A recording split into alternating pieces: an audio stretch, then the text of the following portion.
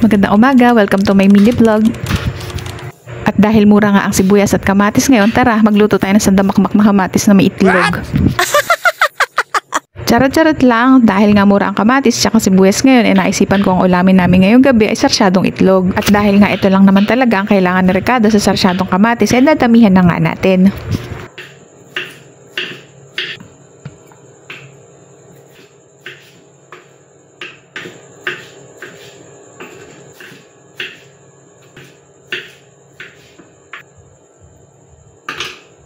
Kapag tapos ko nga mahiwa ng sibuyas, bawang at kamatis ay nagbati na nga rin ako dyan ng 5 itlog. Asin at paminta nga lang yung ilalagay ko na pampalasa. At dahil nga nagkakaedad na tayo, nagbabawas na nga tayo ng mga granules na pampalasa. Mas mainam pa nga yung asin at paminta, walang mga MSG. Dahil nga sa hirap at mahal ng bilihin ngayon, bawal na bawal nga tayo magkasakit. Kaya ingatan natin yung mga sarili natin.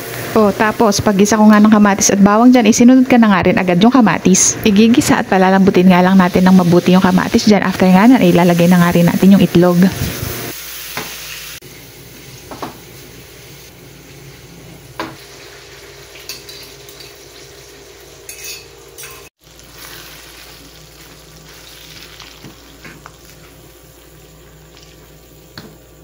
Para nga madagdagan ng bango yung niluluto kong sarsyadong itlog, nilalagyan ko nga ng dahon ng sibuyas. Hinugasan ko nga yan, tapos nga nilagay ko na nga rin dun sa niluluto ko para nga masama na nga siya habang kumukulo. Ilang minuto nga lang to niluluto, tapos nga pagkatapos nga nito aayain ko na nga rin kumain sila dada. Pagkatapos ko nga maluto ito, sinalin ko na nga agad to sa lalagyanan para nga mailagay na agad dun sa may lamesa. 5 pirasong itlog nga lang yan, pero napakadami na nga at kakasya na nga sa amin ngayong gabi. Para sa akin nga medyo budget friendly nga tong gantong ulam, hindi siya masyadong magastos.